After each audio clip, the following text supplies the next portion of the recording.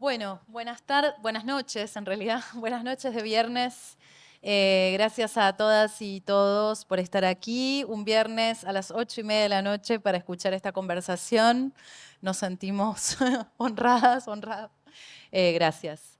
Gracias por la invitación también, bueno, lo que a mí me concierne. Gracias a Ariel, bueno, a toda la gente de Arlab, al Goethe, a Fundación Medife, por la invitación a generar este espacio con total libertad, esta mesa redonda o este conversatorio, cuyo título es Desnudar la caja negra, prácticas artísticas co-creativas con inteligencia artificial. Ahora les voy a contar un poco por qué este título, digamos, cómo surgió y en qué sentido. El objetivo de esta mesa tiene que ver justamente con pensar en las relaciones entre el campo de la investigación académica, la práctica curatorial y la actividad artística en cuanto atañe a estas convergencias entre arte e inteligencia artificial. Y estoy muy contenta de contar con la participación de Karen Palacio y de Wolf, lo voy a decir en castellano, Wolf Bongers, eh, quienes, bueno, les agradezco profundamente además porque en ambos casos se movilizaron hacia Buenos Aires. Ellos no viven aquí, Wolf vive en Santiago de Chile, Karen vive en Córdoba. Así que gracias por el esfuerzo de haber venido hasta acá y por la posibilidad de que tengamos esta conversación finalmente en persona, porque bueno, bueno, obviamente ya los conocía a cada uno, pero entre ellos se habían visto virtualmente, ¿no? No habían tenido todavía la oportunidad de encontrarse. Así que, bueno, les agradezco mucho. Bueno, Wolf es alemán, pero vive hace muchos años en Sudamérica, ha vivido en Buenos Aires, actualmente ya hace tiempo también vive en Santiago de Chile. Es profesor en la Facultad de Letras de la Universidad Católica, experto en los campos de literatura y cine y los modos también en que estos ámbitos están atravesados o conectados con el fenómeno tecnológico.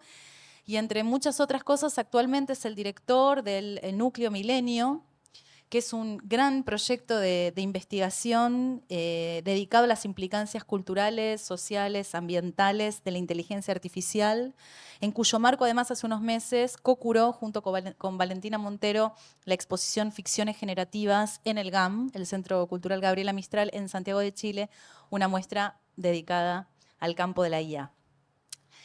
Bueno, y Karen es live coder, es artista, es programadora, diplomada en ciencias de datos y estudiante avanzada de la carrera de ciencias de la computación en la Universidad Nacional de Córdoba. Es una de las artistas argentinas más reconocidas actualmente en este terreno de la inteligencia artificial y las artes. En el 2023 ganó el premio Itaú en la categoría de arte e inteligencia artificial y también el apoyo del Media Lab CESEBA con un proyecto titulado Lenguaje Frontera, del cual enseguida, bueno, seguramente nos va a hablar.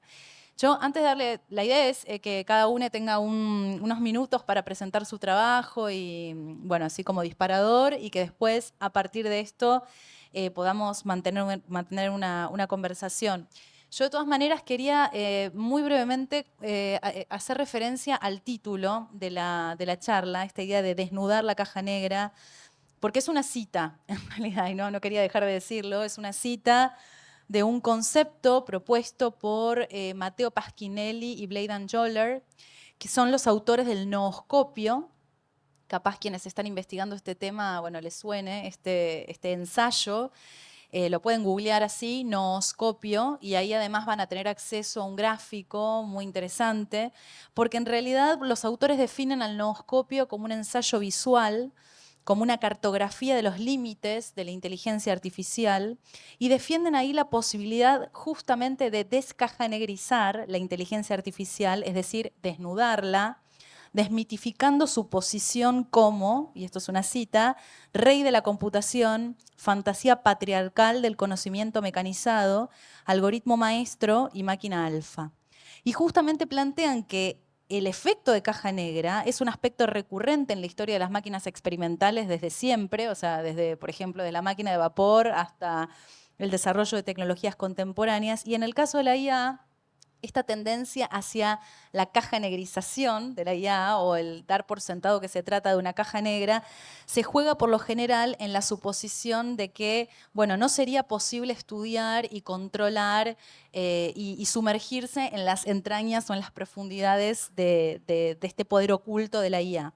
Entonces, a través del diagrama del nooscopio, que bueno, no lo traje porque se vería muy pequeño de todas maneras, así que lo pueden después googlear o en un ratito, los autores justamente proponen desnudar la fantasía que se ha instituido en torno al supuesto conocimiento mecanizado que entrañaría la inteligencia artificial e incitan a afrontar esta tarea y este desafío también que tiene que ver con espiar en la caja negra, ¿no? Espiar en el interior de la caja negra.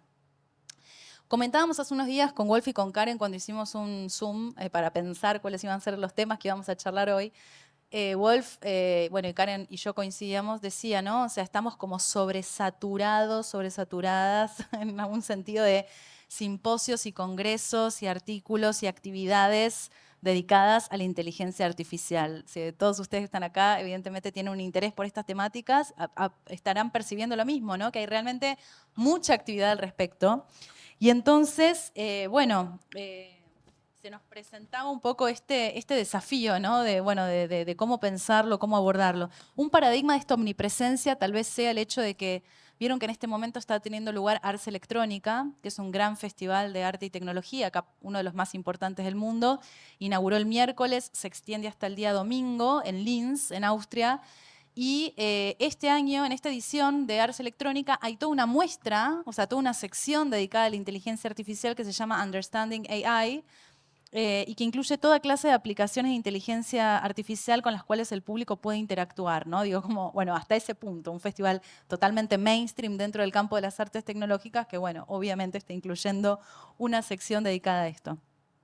Nos interesaba en esta charla, nos interesa, bueno, justamente esto, asumir el desafío de abrir la caja negra también en este sentido, es decir, poder seguir hilando fino, de alguna manera, a la hora de sumergirnos en el interior de la caja negra, aún en un contexto como el actual, en el cual no es sencillo develar estos nuevos engranajes de esta gran maquinaria que está siendo abordada desde tantas perspectivas y en tantos espacios diversos en simultáneo. No quiero tomar demasiado tiempo con esta introducción, pero bueno, quería presentarlos y contarles un poco por qué este título. Así que bueno, le voy a empezar dando la palabra a Karen para que nos cuente un poco sobre su trabajo. Test. Bien. Bueno, muchas gracias, Jazmín. Sí, justamente vamos a ir a eso, a intentar desnudar esa caja negra, sabiendo que es difícil y no es una coincidencia que sea difícil, sino que hay muchos actores en el mundo que por diversas razones buscan que sea difícil y a veces desde una inercia y desde una inocencia, nosotros como artistas o como tecnólogos reproducimos y amplificamos las condiciones para que eso siga siendo así. Director, ¿sí me acompaña? Perfecto. Bueno, un poco mi presentación va a tener que ver con mi obra, presentarles lo que vengo haciendo, sobre todo en estos últimos 3 años, y cómo me relaciono con inteligencia artificial en mi obra. Y un poco,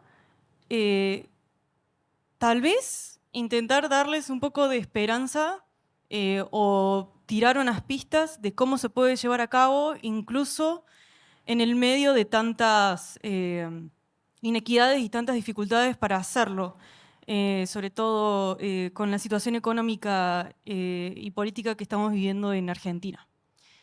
Entonces, un poco, si tuviera que resumir lo que a mí me interesa o lo que yo abordo y el cómo, me interesa mucho y no duermo pensando en la experiencia encarnada y enraizada de lo digital.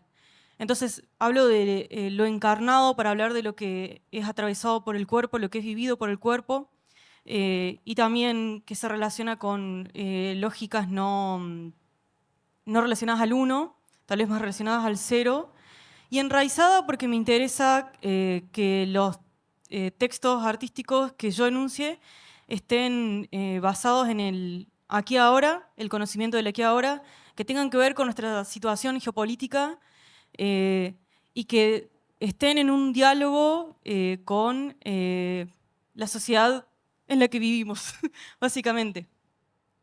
Un poco para que me conozcan a mí, yo soy de Córdoba y tengo esta doble vida industrial artística, ya que tengo una carrera industrial como científica de datos, devenida en, bueno, Tech Lead ya a esta altura, de inteligencia artificial, y pude vivir tal vez algo que no muchos artistas tecnólogos han vivido, que es usar estas herramientas con un fin industrial y que les sirva a alguien, o sea, que tengan un fin y que sean, que estén siendo usadas tal vez por 100.000 personas al mismo tiempo, 1 millón de personas al mismo tiempo.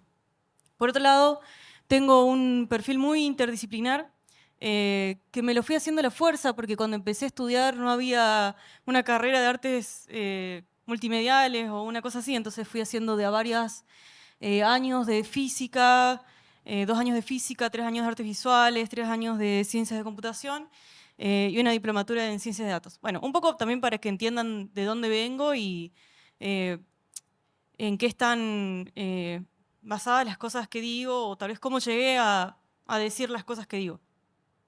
Me parecía también un desafío como charlar sobre mi obra en más o menos 10 minutos y cómo se relaciona con la inteligencia artificial.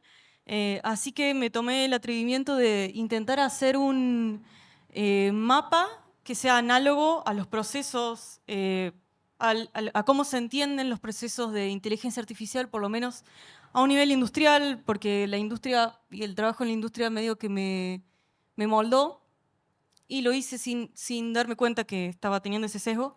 Pero bueno, este es un diagrama de cómo se llevan a cabo los procesos de Machine Learning, ¿no?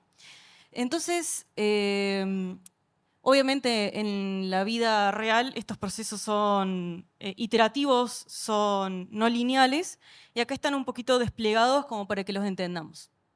Me imagino que en otras charlas también los han visto, no los quiero aburrir mucho con esto, pero podríamos pensar que empezamos con la creación de datasets, la curaduría y un análisis de esos datasets, una decisión sobre si los distribuimos después, quién va a tener acceso a esos datasets, y después si lo vamos a mantener o lo vamos a dejar en el olvido en algún lado.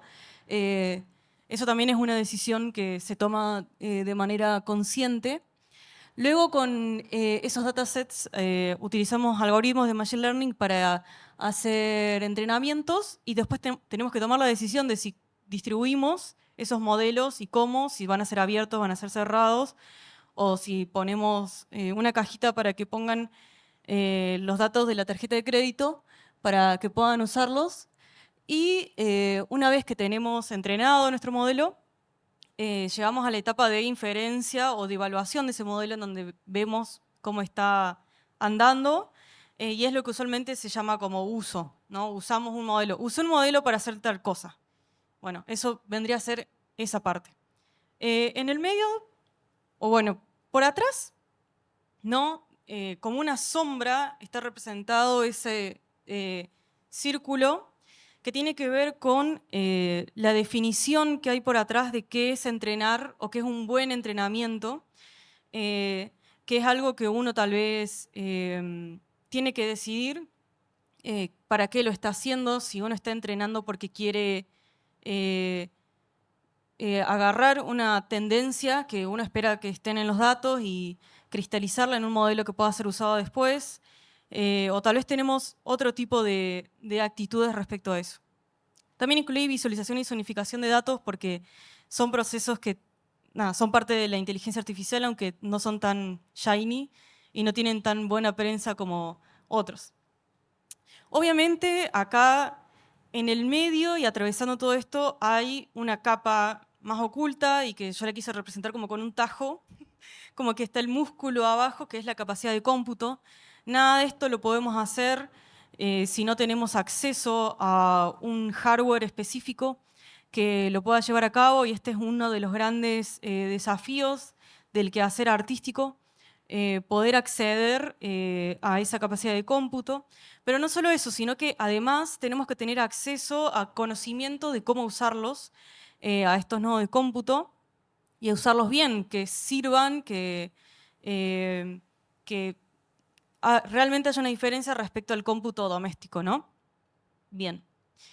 Entonces, hice como una pequeña categorización en formato, un mapa, casi como un clustering de distintas obras. En una primera instancia, obras que se pueden separar muy bien, como se puede ver estas de acá, árbol y trabajo, en rojo y en negro, que solamente están de un lado, y entonces podríamos decir, estas se relacionan con la inteligencia artificial a partir de la inferencia, del acto de la inferencia. Después hay otras obras que se relacionan solamente a través de la creación de datasets. Por ejemplo, Borges, que es un dataset que creé en el 2018 y que lo vengo manteniendo desde ahí, y que, bueno, tengo el placer de que ha sido usado en varias oportunidades para enseñar procesamiento del lenguaje natural en español a partir de literatura latinoamericana. Y bueno, después tengo otro tipo de obras en donde el relacionamiento es más holístico, en donde realmente llevo a cabo todo el proceso de inteligencia artificial. Y hay un compromiso con meterme en qué implica y cuál es esa caja de herramientas que tenemos artísticamente para el entretejido de discursos artísticos que signifiquen, que estén contextualizados geopolíticamente y que también sirvan para que de acá en adelante se contextualice el presente. Bien, entonces de estos elegí mostrarles un poco, siempre mencionando que yo todo lo que hago lo puedo hacer gracias a centros de cómputo de alto desempeño que son parte de la red de cómputo científico argentino, de la red de universidades públicas que están abiertas y cualquiera de ustedes puede agarrar y llenar un formulario pidiendo poder de cómputo, explicando que lo quieren usar, no sé, para una cuestión artística, que la vieron acá en Palacio y que quieren también poder hacer esto. Es llenar un formulario de Google y están esos recursos. Y después, bueno, también gracias al Laboratorio Abierto de Inteligencia Artificial, LAIA, que es otro centro de cómputo. Bien, entonces, un poquito en orden cronológico les voy a mostrar 3 procesos que están muy comprometidos con esta entraña. Uno de ellos es el lenguaje frontera, otros infinitos en las fisuras técnicas de los sistemas, que es el proyecto que quedó seleccionado el año pasado para el apoyo a la producción, y que empezó queriendo ver cuál es o cómo es que los mecanismos de representación son activos. En particular, en los sueños, pensando que a la hora de contar un sueño o escribir un sueño, ¿cuál es el rol que está teniendo el lenguaje en la modificación o la estampa de el significado que hubo por abajo de eso? Eso fue un primer motor de ese proceso. Si actuaba como si fuera un vidrio templado, si actuara como un embudo que le imprime una forma particular al contenido del sueño. Bueno, eso fue un primer interés. Para eso creé un dataset de mis sueños, en donde tengo sueños desde el 2017 y llevé a cabo distintas acciones. Siempre pensando y entrometiéndome en qué implica llevar a cabo procesos de aprendizaje automático. ¿Qué es lo que estoy haciendo? ¿Y qué puedo hacer a nivel artístico para imprimir sentido en esa acción? Yo, a partir de procesos que supuestamente son de aprendizaje automático, yo puedo hacer que un modelo olvide, que pierda capacidades. Puedo hacer que de pronto sea obstinado a hacer a dar un cierto resultado y no otro. Puedo hacer que generalice mejor a partir de un entrenamiento, o puedo hacer que colapse completamente. Bien, otra de las aristas de ese proceso es la interconexión y feedback loop entre modelos distintos de distinta índole para armar flujos de trabajo que sean más complejos, o sea, que se alejen del mero uso y que se armen runway processes y que se arme algo ahí entre el glitch y cómo se vería el glitch en lo que es inteligencia artificial. Entonces, por ejemplo, esto que están viendo ahora es la interfaz que uso yo, que se llama Comfy UI, que es una interfaz abierta y un software abierto. Y lo que se puede ver es que yo estoy creando un video a partir de 4 imágenes, en donde una imagen es un frame de un video generado a partir de la transcripción de un sueño. Después, otro frame es la interfaz misma que yo uso para hacer esto. Otro es otro video con otro sueño en donde el modelo no pudo representar nada y lo mejor que pudo hacer, por decirlo así, fue presentar una geometrización que no tiene un contenido semántico por fuera de eso. Bien, y otro video más. Bueno, otro tipo de acciones que realicé fue procesos de aprendizaje no supervisado para entender cómo puedo conectar estos videos que voy generando, yendo o intentando ir a un relacionamiento semántico con el montaje de estos videos, ¿no? Recordemos el concepto de montaje conceptual o montaje semántico del cine, que tiene que ver con esa secuencia de tomas que generan una tercera imagen en la mente de la persona que va más allá del contenido de las anteriores. Bien, acá les quiero mostrar un poquito, porque si no es tal vez un poquito muy abstracto.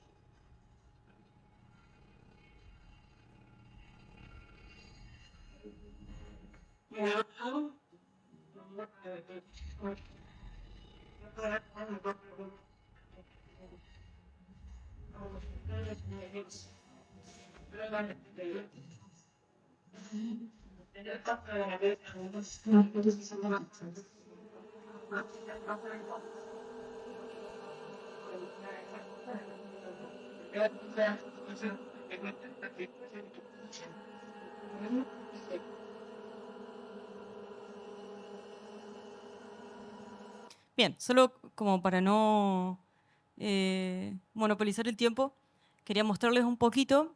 También la parte sonora la realicé entrenando, haciendo un fine-tuning de modelos, a partir de grabaciones de mi voz relatando sueños.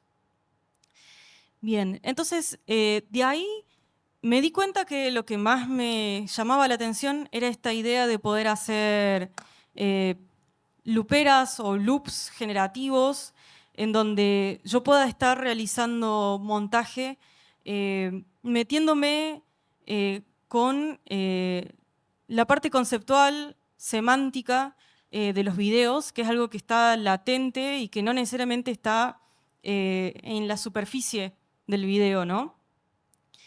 Y también otra cosa que me pasó fue que, bueno, fueron las elecciones y empezaron a pasar cosas en el país y empecé a meterme en mi obra con temas que tienen que ver más con el resurgimiento de ciertos discursos que para mí estaban dormidos, latentes en la sociedad argentina. Y ese proceso de meterme más en eso dio a luz a un entrenamiento que es el de este LoRa, que es un modelo, que está basado en un dataset que creé yo, metiéndome en los archivos de la CIA, que son públicos, y buscando referencias al Plan Cóndor y el accionar neocolonial de Estados Unidos en Argentina durante los 70 y los 80, que decantaron en las dictaduras de derecha de los 70. Entonces yo creé mi dataset y entrené un modelo que es libre y que pueden acceder tanto al dataset como al modelo. Y después con eso hice una performance que fue estrenada este año también en Buenos Aires, junto con una performance sonora que se llama Scary Latino Music, a partir de promptear también modelos de inteligencia artificial que generan sonido, pero con ritmos latinoamericanos y su incapacidad por generar, por sintetizar eso. A ver si tengo... Bien. Un poco para que vean cómo se ve ese proceso. Así se ve el dataset. Este es un tutorial en cierta forma de cómo usarlo y cómo se ve, que está también en mi YouTube por si les interesa usarlo. Un poco esto es cómo se ve lo que genera el modelo sin usar ese LoRa, sin usar ese modelo. Adelanto un poquito. Y así se ve una vez que estoy usando el modelo que entrené. Bueno, y después, un poquito para que vean la performance de improvisación de código, utilizando el iCoding.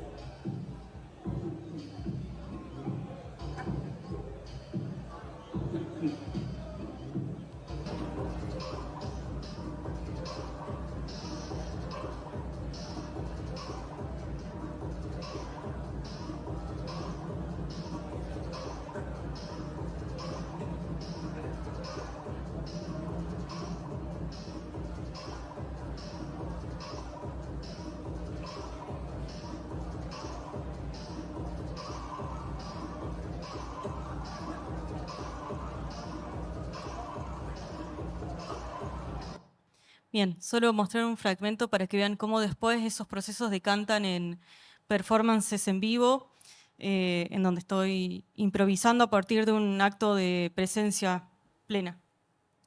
Bien, y después ese proceso devino en otro que se llamó Condor Loop, en donde esa cuestión fragmentaria del dataset que había creado me pareció muy interesante y cómo poder pasarlo a primer plano a nivel artístico a esa relación entre las partes y el todo, ¿no? Porque para reconstruir la historia de lo que pasó en Argentina, vamos a tener que hacer una indagación fragmentaria entre las ruinas de lo que todavía existe, ¿no? Porque la gente que tal vez nos podría contar un poco mejor qué pasó está muerta y fue asesinada. Y por eso sale esta idea de Condor Loop.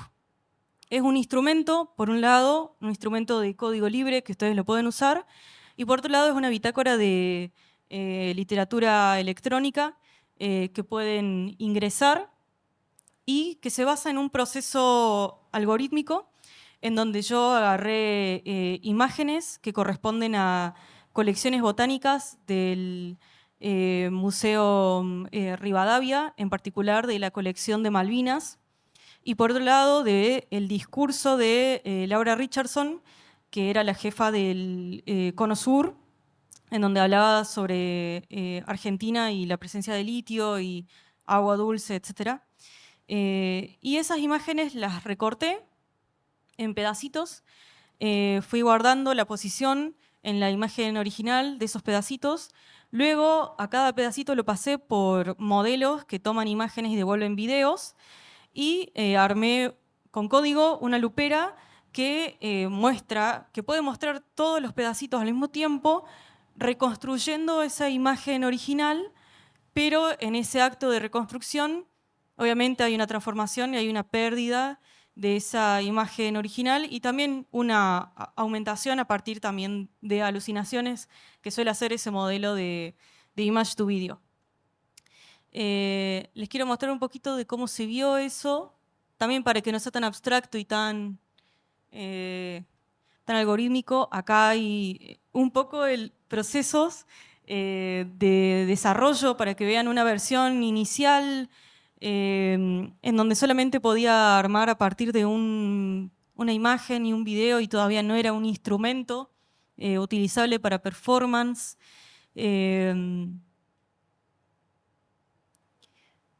También cómo se ve con la imagen de Laura Richardson.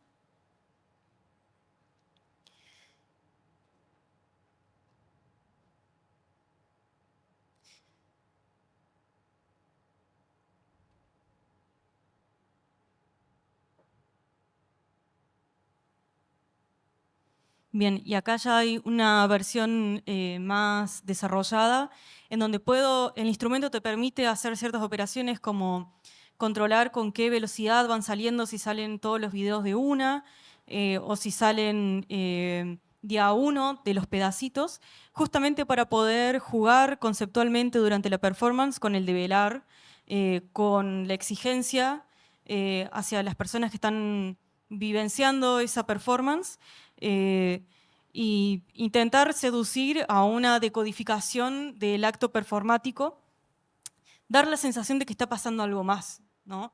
Y así se vio.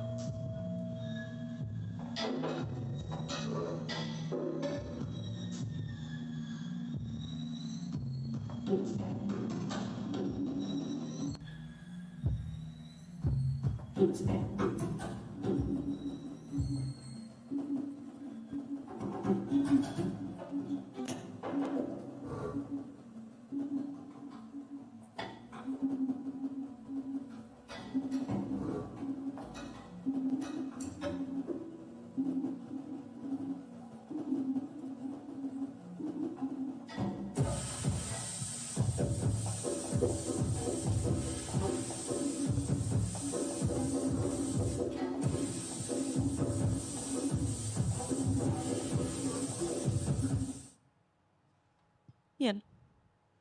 Bueno, gracias.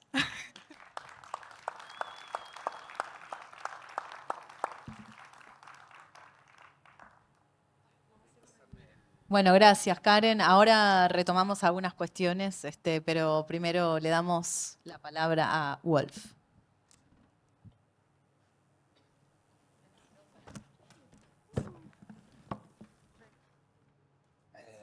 Vamos a ver si conectamos. ¿Estos están, sí, están todos funcionando, los micros?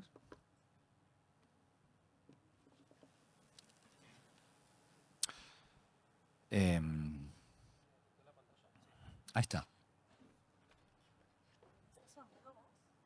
No, no. Bueno, buenas noches. Buenas noches y gracias en primer lugar a Jazmín y a la gente de ArtLab y al Goethe Institut, ¿no? Todos que organizan esto. Es un mega placer estar con ustedes acá y conocer a Karen y su trabajo así en vivo. Fantástico. Le he seguido en varios talleres, ¿no? que dicta también desde Córdoba online y es realmente meterse en la caja negra, ¿no? de la IA. Creo que pudimos testimoniar eso ahora aquí, vivirlo. No sé por qué no, no se ve nada ahí. ¿Eh? Ah, claro, yo quería mostrar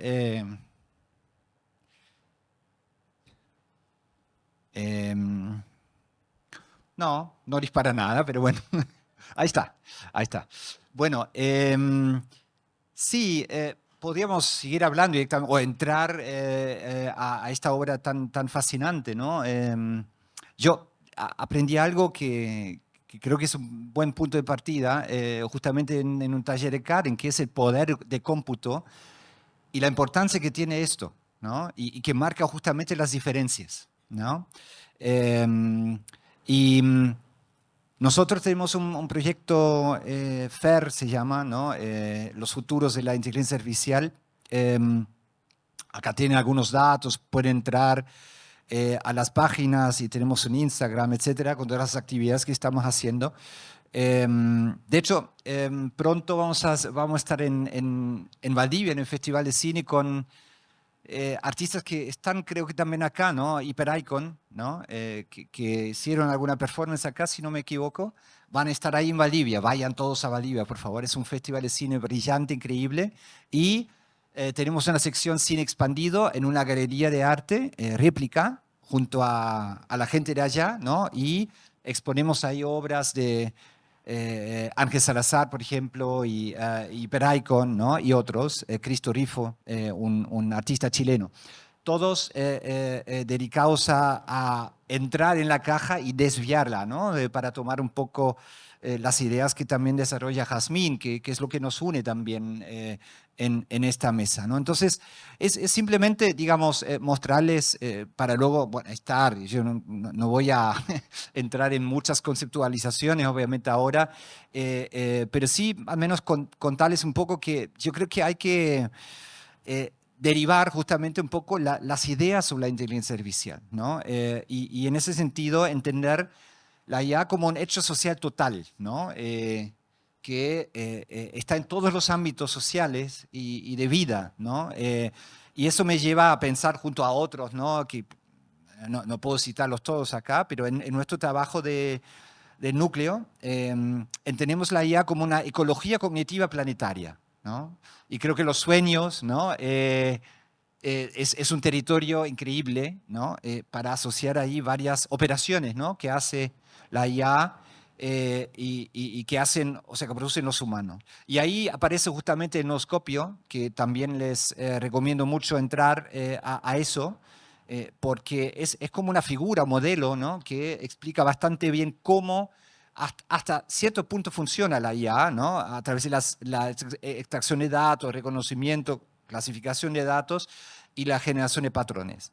Entonces, entendemos ahí desde el proyecto la IA como una infraestructura tecnológica, epistemológica y ontológica que provoca o causa justamente impactos existenciales, ¿no?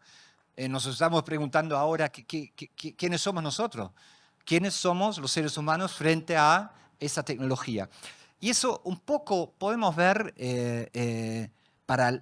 paralelismos, analogías con lo que pasó hace más o menos 120 años atrás con el cine, ¿no? Es interesante esto, aparece algo que se mueva ahí en una pantalla y que realmente no sabemos cómo clasificarlo. Y hubo un montón de discursividades en los primeros años del siglo XX sobre este fenómeno. Y eso pasa ahora, ¿no? Por eso están esas jornadas, ¿no? Están todos esos congresos, electrónica dedicado a esto, ¿no? Hay un montón de cosas para poder quizás vislumbrar un poquito lo que significa esto para el ser humano. El cine cambió radicalmente la cultura, radicalmente hasta hoy en día, ¿no? Entonces, los seres humanos son otros seres a partir del cine. Y esto va a ocurrir ahora también. O sea, la famosa AGI, la Artificial General Intelligence, está a la vuelta de la esquina, ¿no? O sea, ahí nomás. Y esto significa que hay un proceso de cognición mayor que ya se nos escapa. Se nos escapa. El Machine Learning es claramente una vía que identifica, digamos, a la máquina como un proceso de cognición, no necesariamente de pensamiento, porque eso es un término muy humano, ¿no? Pero de cognición, eso sí, que va mucho más allá de las capacidades humanas. Entonces, como ven acá, tenemos 3 líneas de investigación. Yo estoy a cargo de la segunda, Imaginados Culturales y Diseño de Futuros. La primera se dedica justamente a la justicia social, a la ciudadanía digital, al problema del usuario, ¿no? ¿Qué hace el usuario con la IA, ¿no? Más allá de pinchar botones, ¿no? Y teclado, ¿no? O sea, ¿qué sucede ahí? Y la tercera línea es la más experimental, desarrollando prototipos, ¿no? Tenemos a una ingeniera que trabaja con nosotros. Y cómo podemos pensar una innovación responsable, algo bastante complicado porque cito a James Bridle, que es un autor muy interesante, ¿no? En Ways of Being, dice que, claro, estamos entregados a una cierta inteligencia corporativa, justamente, ¿no?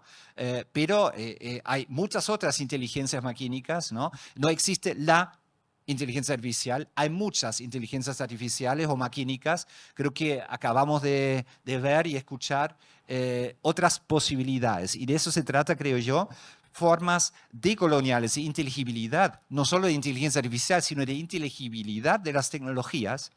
Y esto justamente en una tensión entre la neopolítica, ¿no? Y el neuropoder, ¿no? Porque muchos pensadores, Bernard Stiegler, ¿no? Franco Virari y otras más, y otras pensadoras más y pensadores más, hablan justamente de un neuropoder, ¿no? Que está muy asociado al capitalismo cognitivo, ¿no? Etcétera, informático, etcétera. Entonces, ¿cómo crear una nueva forma de no política, ¿no? De una política de los saberes? Y ahí cito a Yu Hui, que me parece un pensador sumamente relevante, ¿no? En toda esta discusión, porque habla de la tecnodiversidad, ¿no? Y la cosmotécnica justamente a nivel planetario, y él dice que justamente porque estamos esforzándonos para hacer estas distinciones entre máquinas y humanas, ¿no? Y esto me lleva al segundo punto, o al tercero, o al cuarto, ¿no? Buscar formas de pensamiento no antropocéntrico. Yo creo que la inteligencia artificial nos invita precisamente, o las inteligencias artificiales, nos invitan a desplazarnos todo el tiempo, ¿no? Desplazarnos y tratar de pensarnos a nosotros, pero junto a otras inteligencias siempre, ¿no? A nivel planetario. Y eso es el desvío, ¿no? Desviar la comprensión de las inteligencias artificiales como esa extensión, simulación o imitación de la inteligencia humana, como es una trama, ¿no? En el pensamiento sobre las inteligencias artificiales desde los años 30 del siglo XX, ¿no? Se piensa siempre como modelar el cerebro humano, ¿no? Pero son otros procesos. Y por eso la caja negra principal quizás sea nuestro cerebro, ¿no? Por eso los sueños, otra vez, no entendemos los sueños, no sabemos lo que pasa en estos procesos y nosotros tenemos una caja negra y todos no conocemos, no sabemos lo que sucede realmente, qué procesos hay en esas cajas negras que tenemos en la cabeza, ¿no? Entonces, desnudar la caja negra no solo de las máquinas, sino también de las mismas cajas negras que tenemos en la cabeza, ¿no? Entonces, llevar ese pensamiento sobre las inteligencias maquínicas más allá de las distinciones, por ejemplo, también de natural y artificial, ¿no? Pensar en modalidades postnaturales, ¿no? Lo biológico, ¿dónde está hoy? ¿Qué es lo postbiológico, ¿no? Ahí pienso en libros fascinantes como Mentes Paralelas, no sé si conocen Mentes Paralelas de Laura Tripaldi, ¿no? Que justamente abre una dimensión materialista sobre la inteligencia de materiales, otros seres que no sean humanos. Y esto me lleva al último punto que está aquí, la creación de nuevas ontologías híbridas, nuevos empirismos justamente humano-técnicos, como las desarrollan, por ejemplo, esas creaciones Sofía Crespo y Giselle Begelman, para mencionar también a otras artistas, ¿no? Que no sean Karen Palacio y Peraicon. Y ahí está el peligro, ¿no? O sea, no vamos a poder, por cuestiones de tiempo, entrar en esas páginas, pero esto es muy común ahora, habitual. Hay millones de suscriptores de esto, por ejemplo, memorias sintéticas. Acá se usa la la IA realmente como herramienta para crear memorias, o sea, archivos que no existen, ¿no? Que no han existido nunca. O sea, yo puedo contar algo y pagar obviamente por eso, ¿no? Y me crean videos, ¿no? Fotos, ¿no? De mis propias memorias recreadas, ¿no? Esto es muy, muy interesante en esa relación y que las amenazas o peligros que contienen estas, ¿cómo decirlo? Memorias corporativas justamente que están detrás de eso, ¿no? Entonces, muy breve, digamos, algún repaso por algunos proyectos artísticos que me parecen muy interesantes y que también entran como Karen en la caja negra, ¿no? Por ejemplo, Sofía Crespo, una artista argentina que está instalada en Portugal y tiene proyectos que yo trataría de ubicar entre biodiversidad y tecnodiversidad, ¿no? Hay un feedback loop, hay una retroalimentación permanente entre la creación de los seres digitales que ella fabrica, ¿no? A través de herramientas de inteligencia artificial, crea paisajes y seres artificiales justamente entre existencias y no existencias, ¿no? Entonces, lo biológico se refleja, ¿no? Recursivamente en lo artificial. Y con eso hay un cortocircuito de esta distinción entre lo biológico, entre lo natural y lo artificial. Quizás el proyecto más ¿cómo decirlo?, espectacular, digamos, de Crespo sería el NeuroZoo, que es un zoológico neuronal, y se puede leer allí, como dice, es una exploración de cómo funciona la creatividad, ¿no?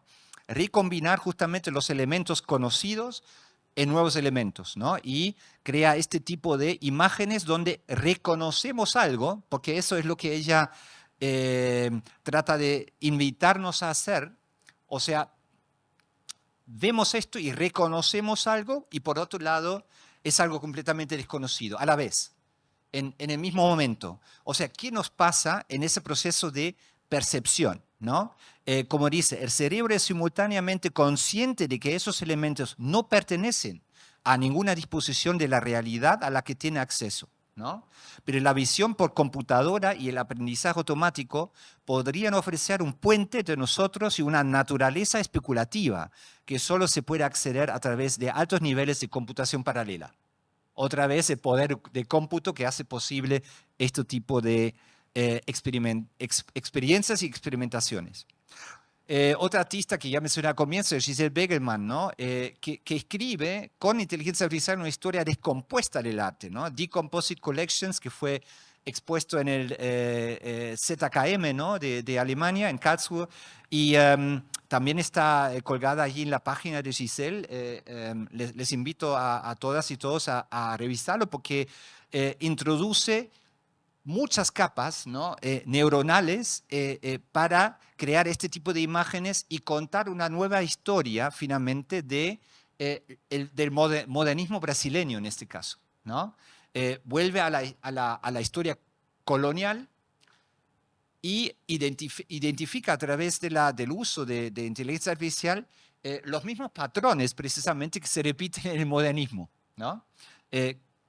Repiten, digamos, el modernismo repite varios elementos, varias figuras, justamente como la mujer exótica, ¿no? El patrón en los campos de cultivos, etc.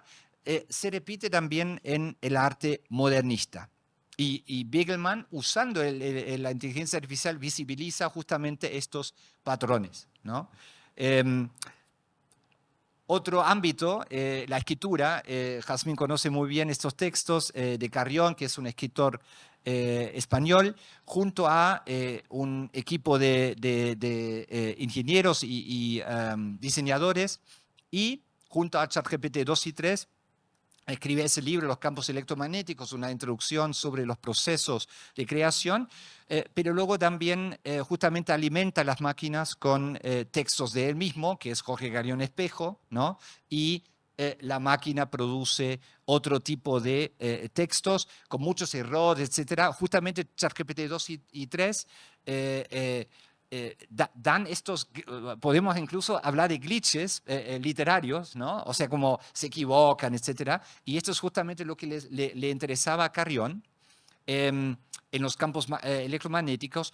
Otro proyecto chileno es el Estudio San Martín, que ya trabaja un ChatGPT-4, mucho más sofisticado, como bien sabemos, y Stable Diffusion, y publican, pero en una edición muy limitada, la Sagrada Biblia Artificial, donde Turing, ¿no? Es el nuevo Mesías, ¿no?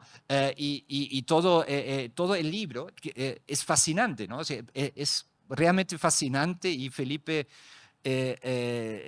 Rivas y Jaime San Martín, que son el Estudio San Martín, realmente lo llevaron a otro lugar, están haciendo allá otras cosas con este texto realizado por la máquina, ¿no? Alimentada con no solo textos sagrados, ¿no? Como la Biblia y textos sagrados latinoamericanos, también precolombinos, sino también, digamos, cyberpunk, novelas cyberpunk, etcétera, ¿no? Y de ahí nace la Sagrada Biblia Artificial. También mismo Felipe Rivas crea un archivo inexistente queer, ¿no? A través de esas imágenes de obreras y obreros, ¿no? Que ven acá. En Stable Diffusion pone imágenes afectivas de hombres de distintos países latinoamericanos y clases sociales entre los años 1900 y 1920. Y como ven, hay algunos errores también, ¿no? Tienen algo muy monstruoso estas imágenes, ¿no? Pero esa es justamente la idea, ¿no? Entrar allí, usar estos mecanismos, estas operaciones probabilísticas, estocásticas, ¿no? De cómo funciona el machine learning, los generadores, pero armar un contraarchivo, podemos decir, ¿no? Un contraarchivo artístico, en este caso un archivo queer de personas inexistentes. No sé, esto dialoga con otro proceso que seguramente conocen, This Person Does Not Exist, ¿no? Que es una página web donde, si uno refresca, aparecen cada vez nuevas figuras, nuevas caras, nuevos retratos de personas que no existen, ¿no? Eso es muy interesante en paralelo a esto, que obviamente tiene otra índole política, ¿no? Y bueno, brevemente, como Jazmín mencionó, ficciones generativas que expusimos en el Centro Cultural de Gabriela Mistral en Chile, en el centro.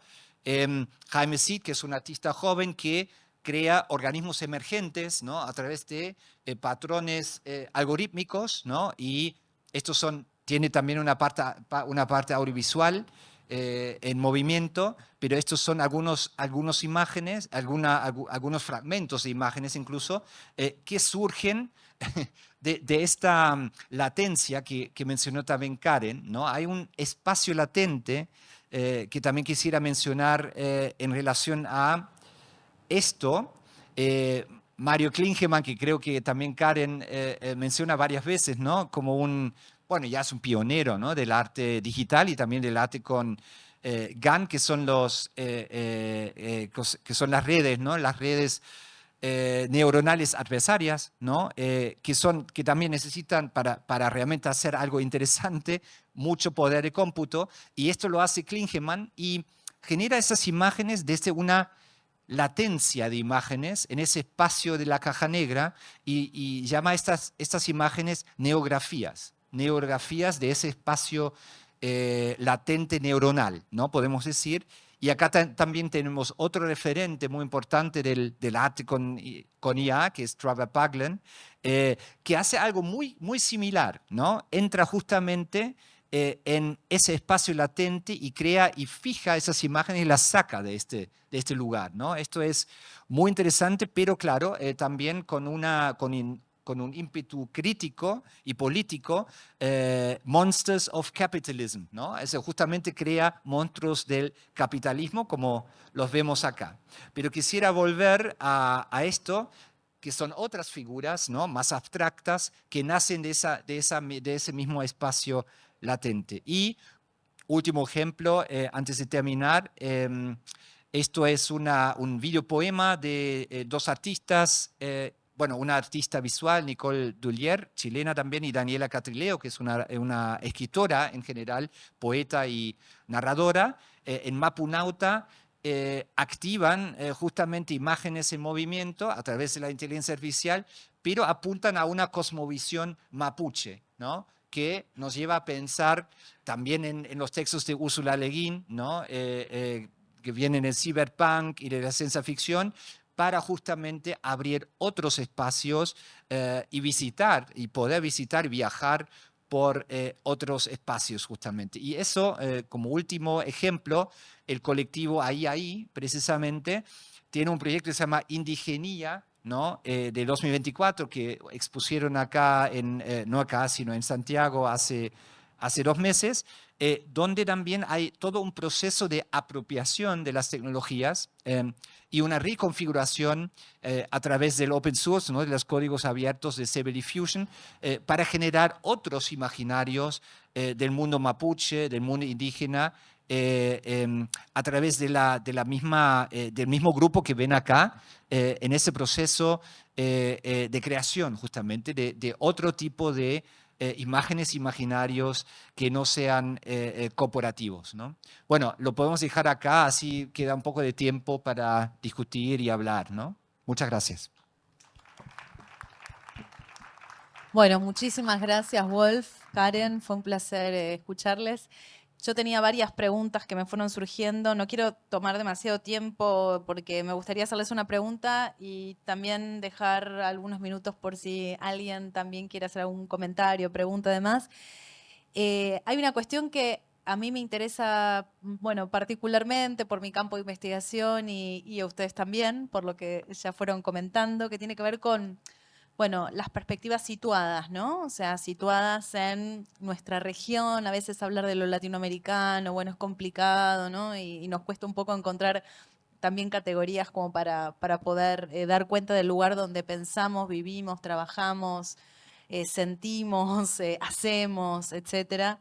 Entonces, yo quería un poco retomar esta noción de soberanía tecnológica, que es una noción que trabaja Karen, y también, bueno, en simultáneo, esta cuestión de ecología cognitiva planetaria que presentaba Wolf, para preguntarles, quedó medio tácito este dicho, ¿no? Pero me parece que es importante ponerlo sobre la mesa, también por ahí para abrir algún debate.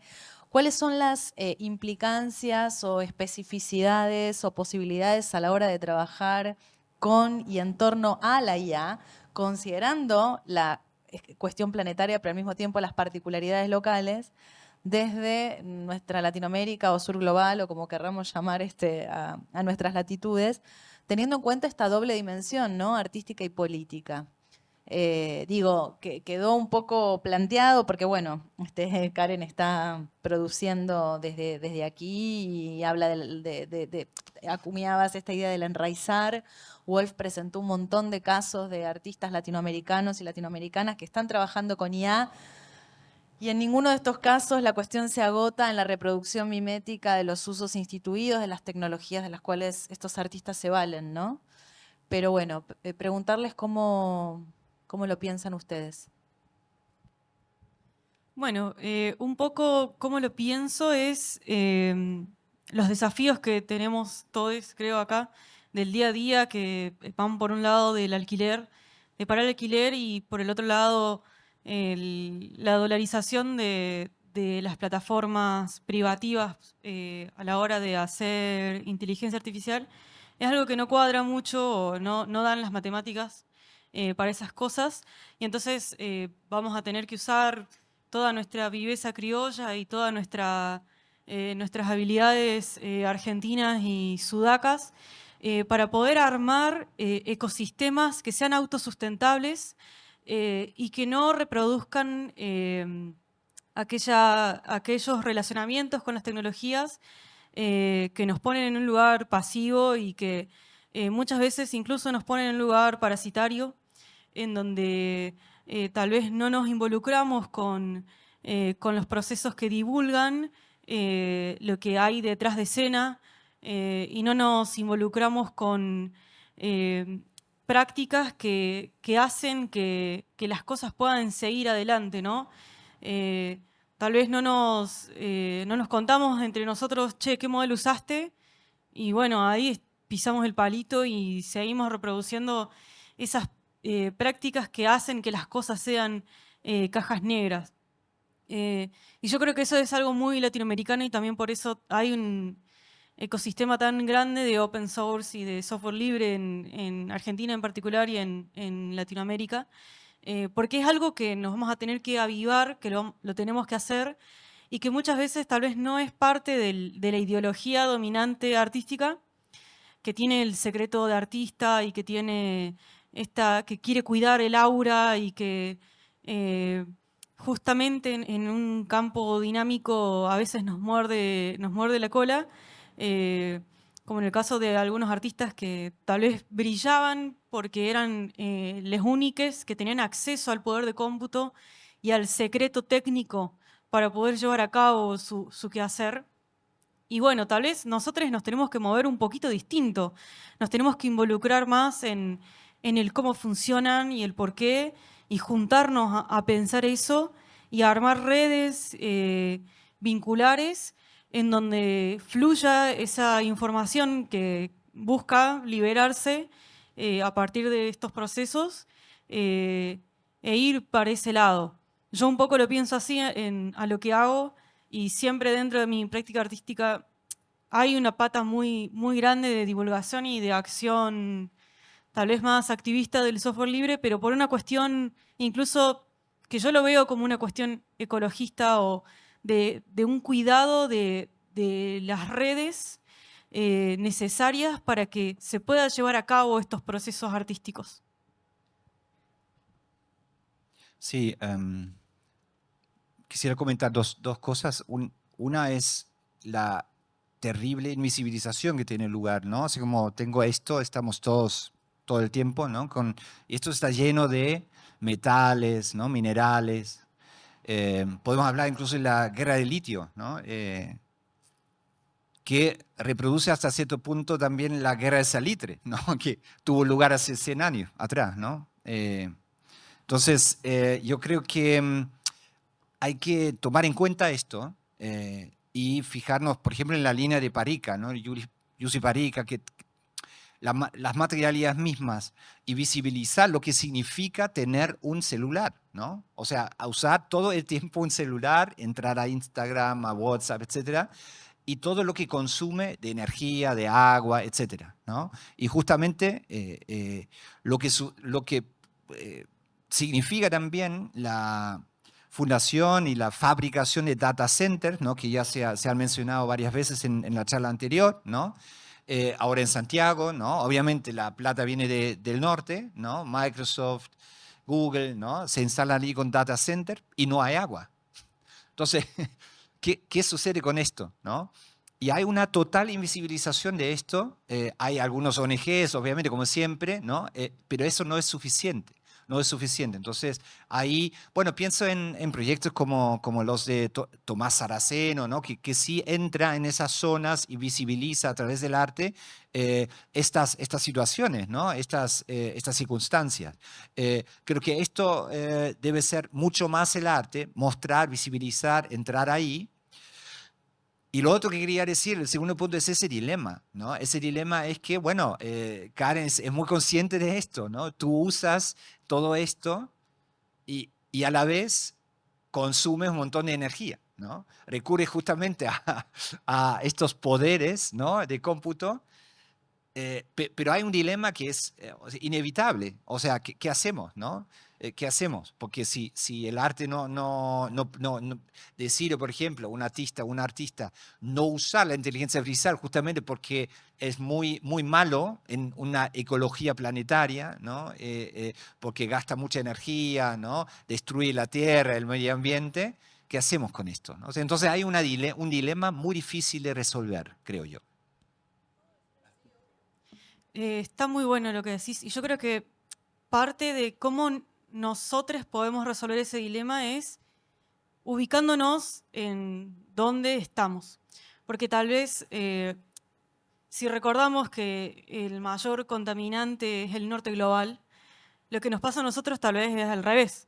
Como que no nos estaría pasando eso justamente. Y de hecho, yo siempre menciono los centros de cómputo que uso porque me lo piden, porque necesitan justificar el uso para que no los desmantelen.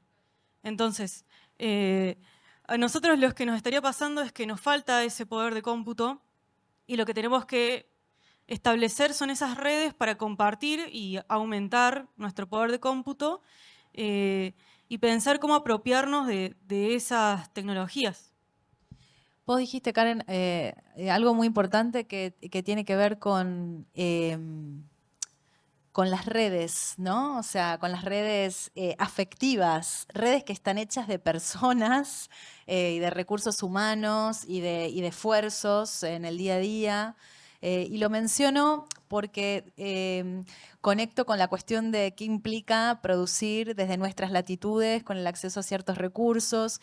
Y estamos pensando en la co-creatividad constantemente. Y cuando pensamos en lo co-creativo, estamos pensando en un ser humano contra una máquina, ¿no? O en relación a una máquina, cuando en realidad en el polo de lo humano bueno, aparecen como muchos más eslabones de los que solemos tener en cuenta y parte de tu invitación o de estos gestos de desnudar la caja negra que hoy compartías tiene que ver también con poner sobre la mesa todos estos eslabones humanos que entran en relación con esas otras dimensiones no humanas o más que humanas, pero que creo que en todo este debate, esa dimensión afectiva de hazlo con otros y demás, que en el campo del arte tecnológico está súper instalado, capaz en el debate de la inteligencia artificial queda un poco desdibujado, ¿no? No sé, ahí ahora estoy pensando mientras les escuchaba que hay una línea que se abre.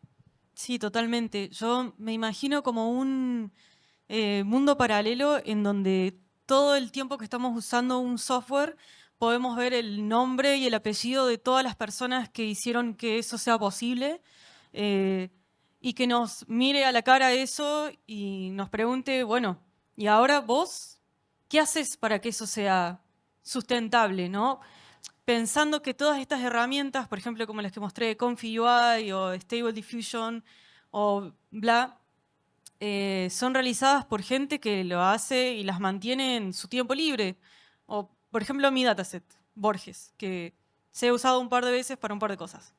Yo esos son sábados y domingos que me pongo y estoy ahí horas, 10 horas, un sábado, arreglando porque me dicen, che, mira, lo usé y me dejó de andar tal cosa. Eso, que esa persona venga y me diga eso, a mí me alimenta. Alimenta porque me motiva a seguir manteniéndolo y me justifica ese esfuerzo que si no hubiera quedado tal vez en mi mente en el olvido. Bueno, dentro de eso hay como un montón de acciones que podemos tomar, incluso si no somos programadores o programadoras. Es algo que podemos hacer, podemos acercarnos a las comunidades de esos software que estamos utilizando y contar en qué lo usamos, para qué lo usamos y cuál fue nuestra experiencia. Podemos contárselo a nuestros amigues y difundir ese uso. Podemos reportar bugs, si encontramos, che, mirá, en mi compu justo que tiene tal GPU, no anda, qué sé yo. Y después podemos hacer más acciones, ¿no? Tal vez acá hay una parte que yo creo que es donde hay un lugar fértil para el quehacer tecnoartístico, que es pensar en arquitecturas experimentales para compartir poder de cómputo, que son, yo en mi obra tengo experiencias y experimentos sobre lo que es compartir poder de cómputo, en donde yo levanto servidores de cómputo en estos nodos de cómputo que yo los sé usar, y se los doy con interfaces gráficas a las personas para que experimenten cómo se siente en el cuerpo poder hacer 100 imágenes en un segundo. Porque eso es algo que te cambia la visión sobre qué es una imagen. Cuando vos pones un par de palabras y se te viene un caudal de imágenes que es tan grande que no podés vivenciar una por una ni realmente entender lo que está siendo representado en una cierta diversidad de este caudal, yo creo que hay algo que cambia. Como decías vos, que cambia en el ser humano. Hay un vértigo, hay un... en mi experiencia personal, hay un pasaje a otro nivel de abstracción. Ya tal vez si veníamos pensando mucho, como me pasaba a mí, en pulir imágenes, ya quiero pensar en cómo hacer máquinas, ya quiero pensar en no en representar, sino en máquinas que representen. ¿Y cómo hago máquinas? Incluso que hagan otras máquinas. Y bueno, nos vamos yendo como para arriba a niveles de abstracción y podemos pensar en otro tipo de acciones. Bueno, eso. Hermoso. Bueno, me gustaría sí, a ver, darle la palabra al público. Si hay alguien que quiera hacer alguna pregunta o comentario, este puede ser un buen momento para ello. ¿Sí? No sé si hace falta micrófono para... No, agradecerles por la charla que está interesante. ¿Se escucha? Perdón. Ahí creo que te van a traer un micrófono. No, pero seguramente te van a traer micrófono para que quede en la grabación.